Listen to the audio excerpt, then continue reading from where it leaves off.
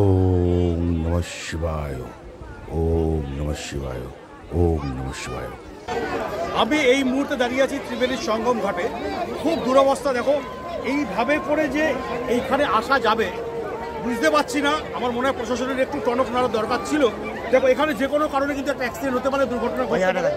দেখো ওইখানে কিভাবে যাচ্ছে আমি তোমাদেরকে দেখাচ্ছি, কিন্তু পা আটকে যাচ্ছে। এবং ভাই জায়গা পাইনি, পুরো ভেন্ডারে বসে আছি।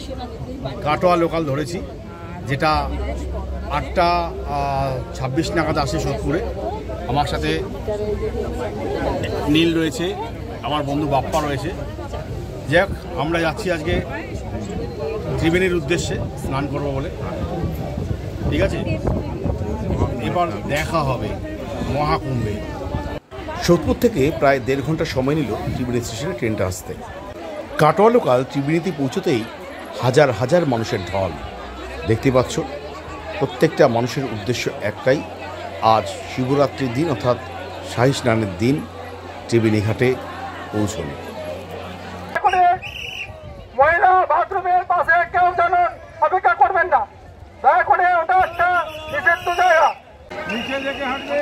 দেখো এই মুহূর্তে রয়েছি আমি হুগলির ত্রিবেণীতে, এবং এই মুহূর্তে ত্রিবেণীর অবস্থা যদি তোমাদেরকে দেখায় তাহলে বুঝতেই পারবে। এই মুহূর্তে জনসমুদ্র কিন্তু এই ত্রিবেণীতে কিন্তু 3টে নদীর ভাগ হয়েছে, অর্থাৎ গঙ্গা, কুন্তী নদী আর সরস্বতী নদী। সুতরাং আমরা দেখতেই পাচ্ছি এই মুহূর্তে প্রচুর ভিড়। অর্থাৎ যারা আমরা বলছিলাম না যে কুম্ভেতে প্রচুর ভিড় হচ্ছে, আমি কিন্তু এইটুকু কথা বলতে পারি, সেই কুম্ভের ছায়া কিন্তু এই মুহূর্তে পড়েছে ত্রিবেণীতে। শুধুমাত্র একটা ট্রেন এলো, তাতেই যদি এই অবস্থা হয়। এবং আজ কুম্ভ স্নানের, শাহী স্নানের শেষ দিন, শিবরাত্রি। এবং এই শিবরাত্রির দিন কিন্তু আমি চলে এসেছি এই মুহূর্তে হুগলি জেলার ত্রিবেণীতে।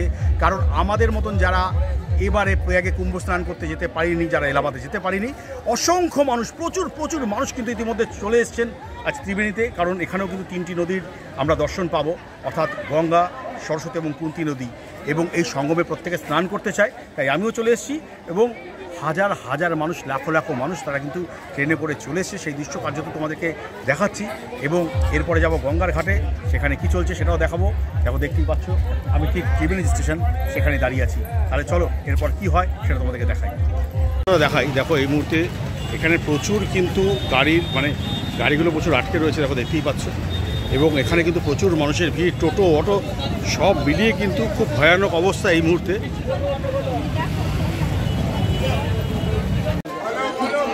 দেখো এখানে তুমি প্রচুর দেখতে পাবে দোকান, অর্থাৎ ফুল এবং যা যা তুমি পুজো দেবে সেই পুজোর কিন্তু প্রচুর দোকান রয়েছে। কারণ যেটা বলছিলাম যে আজ কিন্তু শাহী স্নানের শেষ দিন, সেই শেষ দিনে কিন্তু প্রচুর মানুষ বেরিয়ে পড়েছেন ত্রিবেণীর উদ্দেশ্যে। এবং দেখতেই পাচ্ছ এখানে কিন্তু ত্রিবেণী ঘাটের কাছে, অর্থাৎ ত্রিবেণী যে বাজার আছে সেই বাজারে কিন্তু প্রচুর দোকান রয়েছে। সেই দোকানে তুমি শিবরাত্রির জন্য যে পুজো দেবে বা গঙ্গাতে তুমি যে পুজো দেবে সমস্ত জিনিসপত্র কিন্তু তুমি পেয়ে যাবে। এখানে কিন্তু শিব ঠাকুরও বিক্রি হচ্ছে এবং রুদ্রাক্ষর মালা। অর্থাৎ যেটা বললাম, এটা কিন্তু ত্রিবেণী বাজার। তোমরা যদি গঙ্গার ঘাটের দিকে আসো, এই ত্রিবেণী বাজারে কিন্তু প্রচুর দোকান পেয়ে যাবে এরকম। এবং এখান থেকে কিন্তু তুমি সমস্ত সামগ্রীগুলো কিনতে পারবে। ত্রিবেণী যে সঙ্গম ঘাট, সেই সঙ্গম ঘাটের সামনেই খুব প্রচুর ভিড় কিন্তু দেখতে পাচ্ছি। শিব মন্দির, দেখো নন্দী মহারাজকে এই মুহূর্তে স্নান করানো হচ্ছে, সেই দৃশ্য দেখতে পাচ্ছি।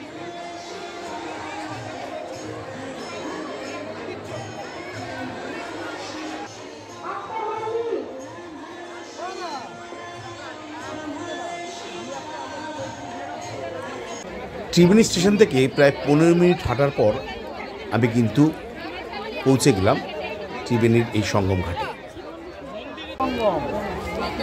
এই যে 3টে নদীর যে সঙ্গম, সেই 3টে নদীর সঙ্গম কিন্তু এখানেই দেখতে পাচ্ছ।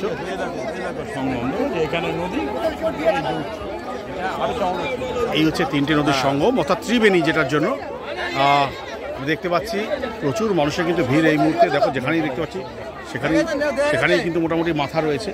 এই দেখো আমি এই মুহূর্তে দাঁড়িয়ে আছি ত্রিবেণীর সঙ্গম ঘাটে। খুব দুরবস্থা, দেখো এইভাবে করে যে এইখানে আসা যাবে বুঝতে পারছি না। আমার মনে হয় প্রশাসনের একটু টনক নাড়ার দরকার ছিল। দেখো এখানে যে কোনো কারণে কিন্তু একটা অ্যাক্সিডেন্ট হতে পারে, দুর্ঘটনা ঘটতে পারে। দেখো ওইখানে কিভাবে যাচ্ছে আমি তোমাদেরকে দেখাচ্ছি, কিন্তু পা আটকে যাচ্ছে। এবং আমিও কিন্তু চেষ্টা করছি নামার জন্য, কতটা সাকসেসফুল হতে পারবো আমি জানি না।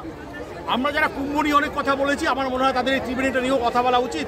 কারণ এই মুহূর্তে ত্রিবেণীর ঘাটে প্রায় কয়েক হাজার মানুষ, কিন্তু এইখানে সেই রকম কিন্তু কোনো ঘাট দেখতে পাচ্ছি না। তবুও রিস্ক নিয়ে কিন্তু নামতে হচ্ছে। আমি নামবো, যেহেতু আমি নামার কথা বলেছিলাম, এত যদি মানুষ নামতে পারে বিপদ নিয়ে হাতে, তাহলে আমিও নামছি। যা হবে দেখা যাবে, কিন্তু আমার মনে হয় এটা কিন্তু আরেকটু ভালোভাবে দরকার ছিল। শুধুমাত্র একটা বাসের সাঁকর মতন করে দেওয়া হয়েছে, এটাতে মানুষ কতটা ধরে যেতে পারছে আমি জানি না। দেখো আমি নিজেও যাচ্ছি, ঘুরতে যাবো হয়তো, এবং কতটা পা ঢুকে যাচ্ছে আমি একটু বলবো যে কত দেখো গেলে মাথা ফেটে যাবে, আমি সেটা তোমাদেরকে দেখাচ্ছি। এবং কতটা রিস্ক, এই দেখো পুরো দেখতে মতন পর্বত রয়েছে, সেই পর্বত পরে আমাকে যেতে হবে। প্রচুর পর্বত রয়েছে, পর্বত পেরিয়ে আমি যাবো এখন। পাথরগুলো খন্ড খন্ড শুধু পাথর রয়েছে, যে পাথরগুলোকে ভর করে মানুষকে যেতে হচ্ছে রীতিমতো। এবং একটু মাত্র বাচ্চারা রয়েছে, প্রচুর ছোটো ছোটো বাচ্চারা এসছে মাঝে শিখে। সুতরাং কতটা যে তারা নিরাপদ এটা আমি করতে পারছি না।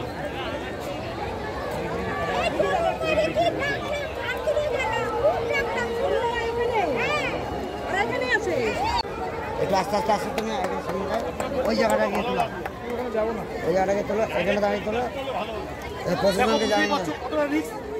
বয়স্ক মানুষ আমি তোমাদেরকে একটু দেখাচ্ছি, এই দেখো কিভাবে, হয়তো আমিও পড়ে যেতে পারি, কিন্তু এইভাবে করে যদি একজন মানুষ আরেকজন মানুষকে ওঠায়, দেখো উঠতে উনি পারছেন না, কারণ ইতিমধ্যে প্রচুর কাদা। আমারও মনে হচ্ছিল আমি ওখানে পড়ে যেতে পারি। সুতরাং আমি এটাই বারবার করে বলার চেষ্টা করছি, খুব দুরবস্থা, খুব দুরবস্থা এই জায়গাটা।